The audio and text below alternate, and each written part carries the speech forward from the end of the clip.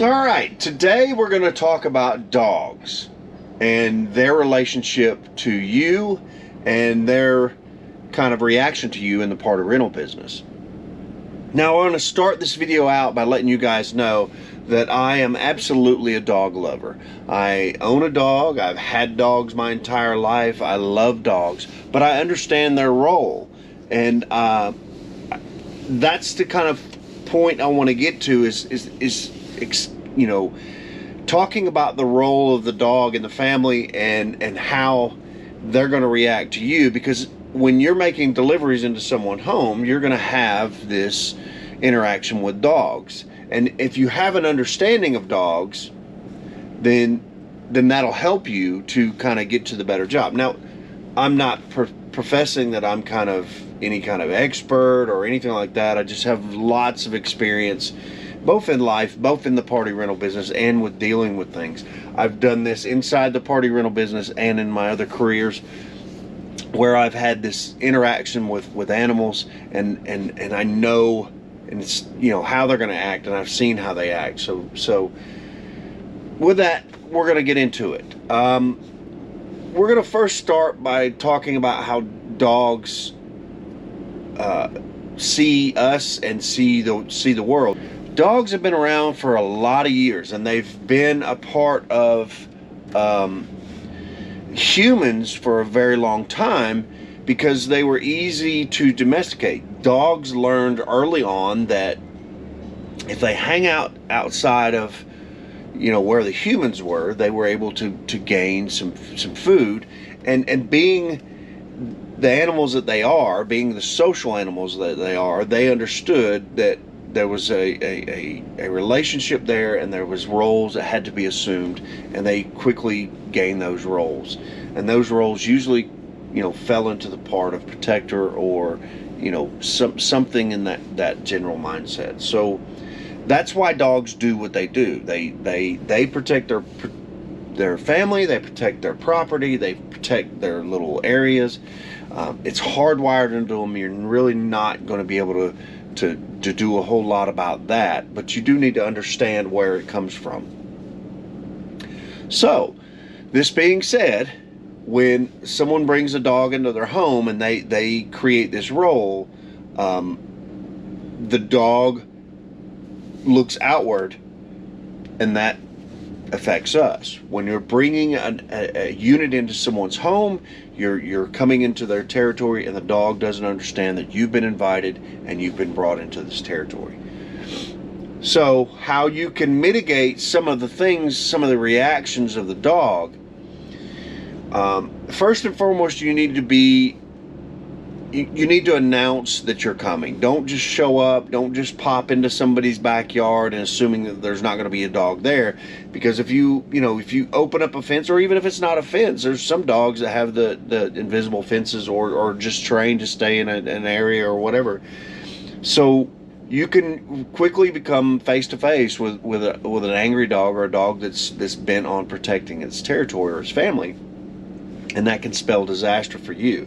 So make sure that you announce to the owner that you're coming, and that what time you'll be there, and be there at that particular time or close to it, so that they can make whatever preparations. Also announce once you're there. Don't just assume that you said you were going to be here at 2, so everything's fine. You need to go knock on the door, or honk the horn or whatever, and get the owner's attention and have them come out. Be very aware of your surroundings. Look for fences and dog toys and things like that would give you a hint that there's a dog around. Also, look for holes in these fences, or some way where a dog can come or go. That's kind of important. And again, make sure you know what your surroundings are so that you can react. Always leaving yourself somewhere to go, preferably back to your vehicle, where you can close the door and just wait or leave, or whatever you have to do. Bringing treats is kind of a trick that the postman and the UPS man has always had. When you do this, what you're doing is that you're showing the dog that you are part of when you provide them with a food or with a treat or something like that, you're showing them that you're part of the pack and that you're doing your role for them. Don't assume that every dog is going to be friendly just because you gave them a treat, and don't assume that every dog is going to like a treat, and don't assume that every dog is going to react in every circumstance. They're going to be friendly one day and the next day because the owner's there. They're going to assume that role, and they're going to, become the guardian of the owner because they're there. So don't just think because you're giving a dog treats that it's going to be nice, but it is also a good way to let the dog know that you're not a threat when you bring them some food or whatever. And again, probably best to let the customer know, and don't go outside of the norm and create something. Don't give them some exotic food or something that may have been spoiled or something that's wrong. If it's going to be a treat, let it be a treat. If they take it, fine. If they don't, fine. Again, with the owner's permission. Don't just assume that they can have something. You have to be also mindful of the fact that the owner is not going to know how the dog is going to react. They're going to make assumptions. I remember there was this one time where I was working with this guy, and the dog was barking, and the owner said, "Oh, she don't bite." And the guy stuck his hand out so that the dog could smell his hand, and as soon as he did, the dog bit. So the owner doesn't even know their dog. If they did, this is an interesting trick that I have learned. If the owner says that they're in control of the dog, or the dog won't bite or whatever, ask them to make the dog sit. If they can do that, then they have some semblance of control or command over the dog. If they can't, they don't. So just kind of remember that.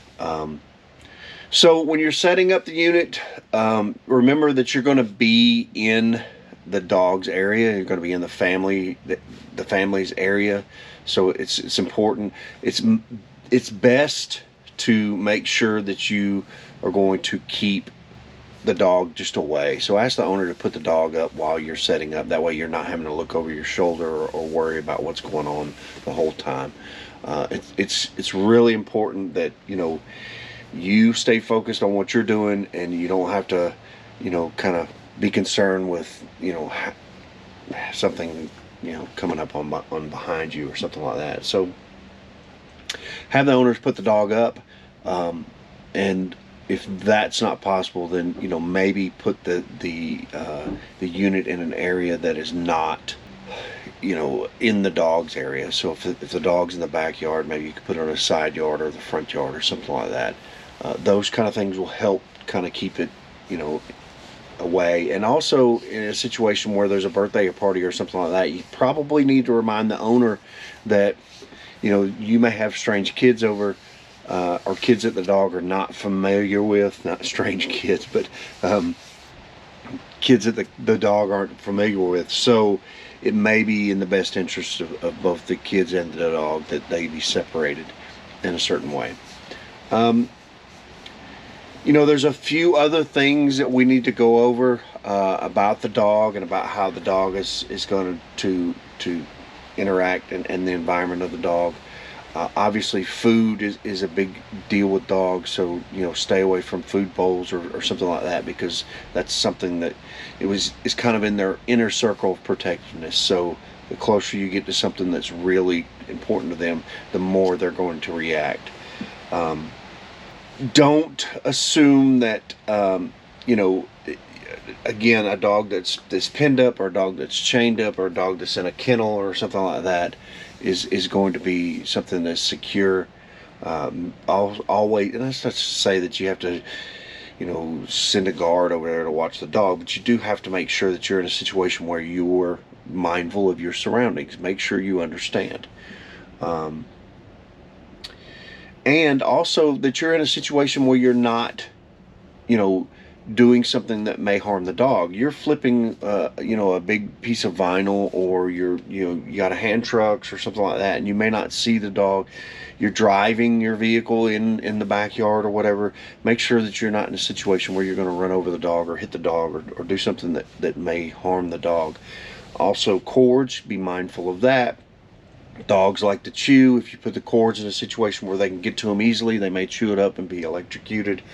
Or your unit, they may also, you know, chew up your unit. We've talked about this in a previous video, but you need to be mindful of where your unit's at, and the fact that the owner understands that if their dog damages the unit, they're going to be held responsible for that.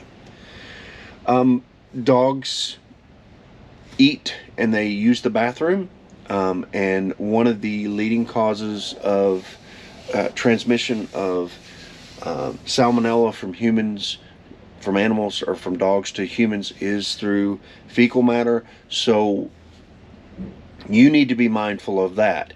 If you're putting your unit out, there needs to be something underneath it that can be cleaned, or whatever. And there also needs to be a situation where, you know, you're keeping the kids fairly safe. There needs to be tarps in front of it so that they're not, you know, standing in that and then getting into the unit and transferring it. And again, I know that you can't control a whole lot of everything, and the owner needs to take some responsibility. You need to ask them to clean up any yard mines or yard bombs that the dog may leave. But you know, try to do your best to make sure that you're not putting it in an area where they're going to do that. Also, dogs, for some reason, like to mark the territory, especially if your unit it smells different or something like that. So they may, you know, pee on your unit. Again, that needs to be cleaned, and it's not an issue that goes, you know, on to the next customer or even back to your shop. And you know, again, dogs are amazing creatures. I love dogs, and there's nothing better than making a friend with a new dog, and you know, and doing while doing your job. But you know, like I said, be mindful and be respectful of the territory of the dog, of the role of the dog, and of the family and the dog's purpose there at the home. And you'll have a good relationship with them, and a good you know, relationship as far as delivering the units. Let's you know, as a community, spread the knowledge, let everybody know what you know, and help. And you know, there's nothing wrong with asking other people. You know, ask the mailman, what does he do? Ask the UPS guy.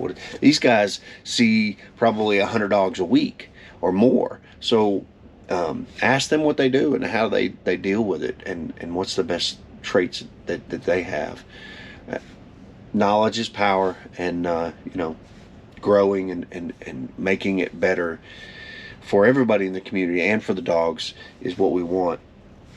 Hey guys, if you like these videos, please subscribe, and we'll keep doing it, and keep putting it out there. And I want to thank you guys for all your support. We've grown really quick, and we got a long ways to go, though. We really want to keep going and get out there to everybody. So again, thanks, and we'll see you next time.